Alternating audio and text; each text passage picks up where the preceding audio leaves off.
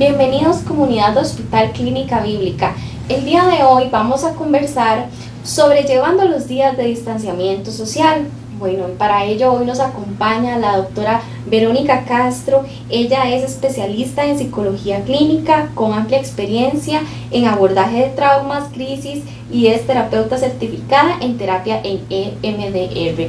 Doctora, buenos días, bienvenida. Buenos días, muchas gracias por la invitación y es un gusto compartir, a pesar de las circunstancias, en este momento con cada uno de ustedes. Claro, doctora, quizás para iniciar nos pueda comentar por qué es necesario enfrentarse al miedo durante este proceso de distanciamiento social que vivimos. Yo creo que ha habido como una mala construcción y una mala definición alrededor de las emociones. Algunas veces escuchamos que las emociones son malas o que el miedo o la angustia son emociones negativas. Por sí solas las emociones no son negativas. El miedo en estos momentos y frente a las circunstancias que hoy estamos sobrellevando en todo el mundo es un aliado y es la emoción que se encarga directamente de encender nuestros mecanismos de alarma interna. ¿Para qué? Para protegernos, para resguardarnos, para protegernos en familia, para estar pendientes de todas las medidas que hay que tomar para sobrellevar toda esta situación crítica en términos sanitarios. Entonces yo pongo un ejemplo, si yo voy al supermercado y si de pronto toco un producto o se me acerca alguien muchísimo, el miedo enciende mi sistema de alarma interno y me avisa que tengo que tomar precauciones, que tengo que sacar mi alcohol en gel, que tengo que limpiarme las manos, que no puedo tocarme la cara, no puedo tocarme el rostro. Igualmente voy a estornudar y mi sistema interno del cuerpo me avisa que debo protegerme y seguir un protocolo. Entonces, el miedo no es un enemigo y es muy importante como padres hacerle ver a los niños en este momento que el miedo es un aliado que nos va a avisar cuando tenemos que resguardarnos, protegernos y extremar o en este caso levantar una barrera para protegernos a nivel familiar. Claro. Doctora, entonces ¿es malo expresar preocupación y tristeza por lo que vivimos al frente de nuestros hijos? Por supuesto que no. Sumado al anterior, el miedo es un aliado, pero cuando ese miedo ya se salta la cerca y pasa a ser pánico, el pánico responde a la desinformación, el pánico responde en este caso a que no seguimos las medidas tal cual y a que tal vez nos dejamos llevar igualmente por información errónea, por información descontrolada y desbordada también que pues accedemos en los medios de comunicación, en las redes, que no discriminamos y pasamos todo el día viendo las noticias, viendo reportajes, viendo videos, que no es saludable. Entonces en este caso el miedo es un aliado, pero si nos pasamos la cerca y aparece el pánico, tenemos que tomar medidas para empezar a controlar y a modular esos niveles de pánico que nos pueden llevar a vulnerabilizarnos y a exponernos a nivel familiar. Claro, doctora, ¿es necesaria una rutina en la casa para cada miembro de la familia? Por supuesto que sí.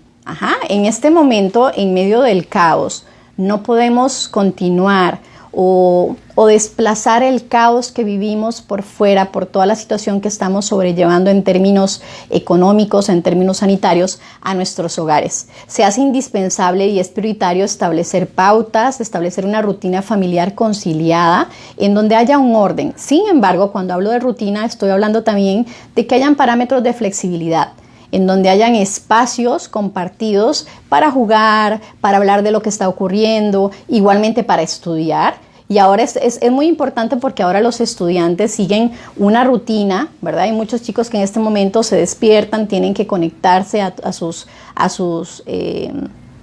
instrumentos tecnológicos, a sus dispositivos y reciben clases formales a través de estos dispositivos.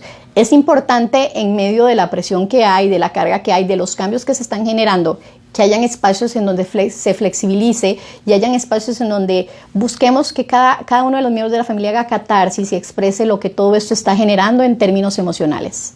Claro, doctora, hablemos de los niños. Una de las preguntas más frecuentes de los padres es ¿cómo abordar el tema cuando los niños preguntan sobre la muerte?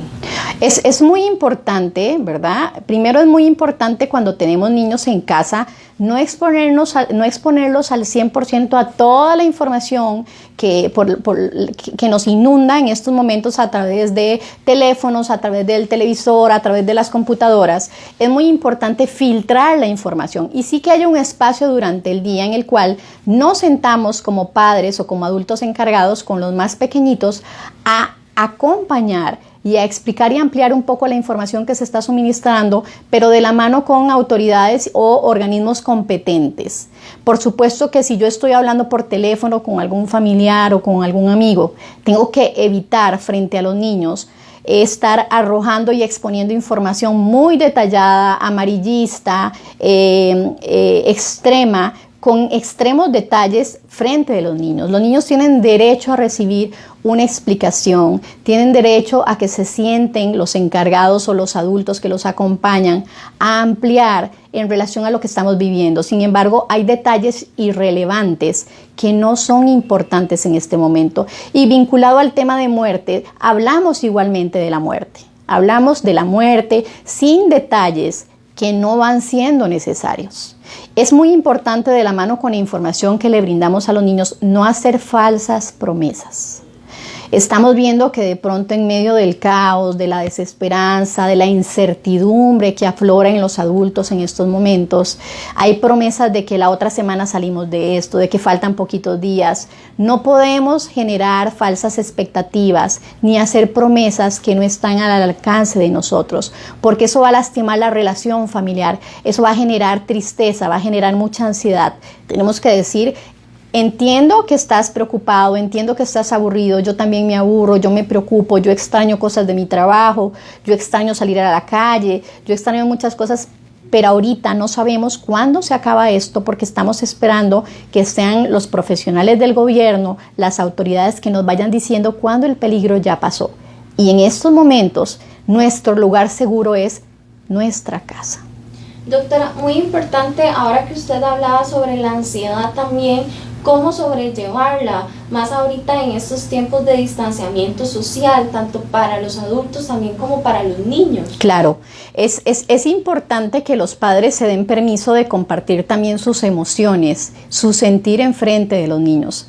Ha sido un mito, ¿verdad?, creer que como adultos no podemos exponer nuestras emociones frente a un incidente crítico. Estamos hablando que ya para lo que estamos viviendo se le llama directamente es estrés traumático continuado. Estamos sumergidos en una situación continuada que genera estrés en grandes y en pequeños. Es sumamente importante que como adultos nos demos permiso de compartir frente a los niños lo que esta situación va generando en nosotros. ¿Con qué fin? Con el fin de reencontrarnos en el sentido de que esta tristeza que yo como adulta siento, pues también la va sintiendo mi hijo o mi hija, y que nos vamos acompañando desde un sentimiento que compartimos, pero sabiendo que vamos juntos en esto y que vamos a hacer lo que esté a nuestro alcance para salir adelante como familia.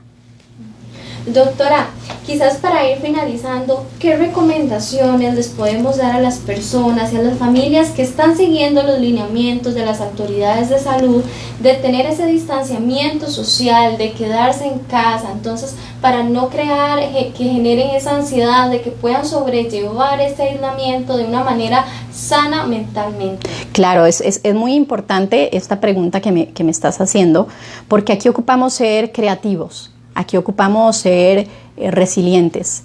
Por ahí decimos que una crisis se convierte en crisis, o una situación difícil se convierte en crisis de acuerdo al significado que nosotros le demos a esto.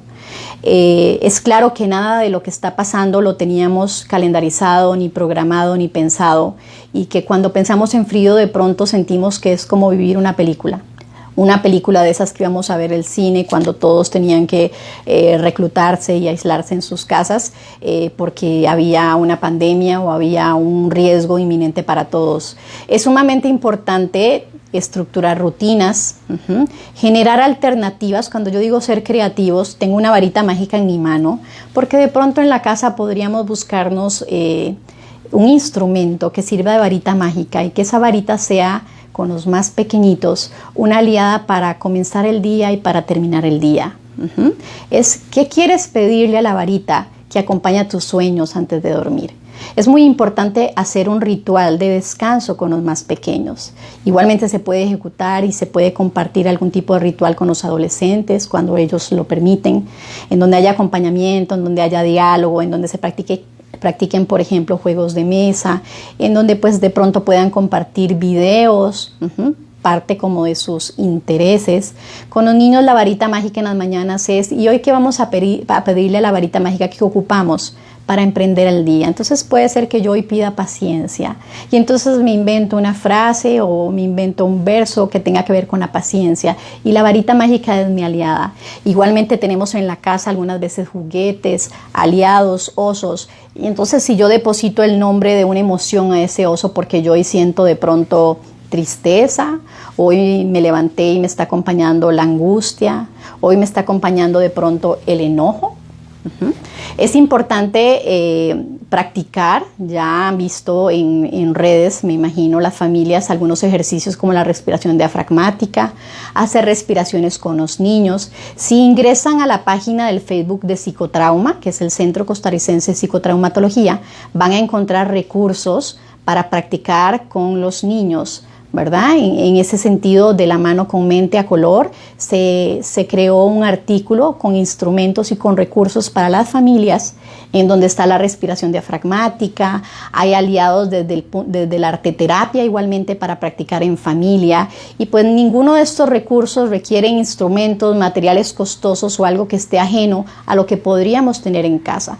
La creatividad es un aliado en estos momentos. Levantarnos con música, no levantarnos con los noticieros, poner música por las mañanas, escuchar de pronto música antes de dormir, hacer un ritual de descanso igualmente. Es recomendable sacar tiempo para hablar de nuestras emociones, compartir nuestras emociones. Es sumamente importante y aquí la tecnología es un aliado. Gracias a eso podemos estar hoy conversando. Valernos de los recursos tecnológicos para que los niños y los adolescentes estén en contacto con sus amigos, para que igualmente a nivel familiar hayan acceso a la tecnología y pues de pronto podamos estar en contacto con el abuelito, con la abuelita que está en casa.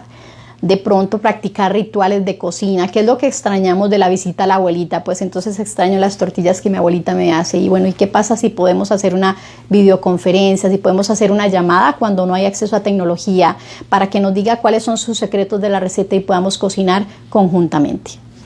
Doctora, muchísimas gracias por esas valiosas recomendaciones, y a todos los que nos están sintonizando les recordamos que ella es la doctora Verónica Castro, especialista en psicología clínica. Doctora, muchas gracias por el espacio. Gracias a ustedes por el espacio y les recuerdo a todos porque hoy, cuidando de mí, cuido de otras personas. Así es. Muchas gracias, doctora, por ese bello mensaje. Para servirles. Y para hacer conciencia. Buenas tardes. Buenas tardes.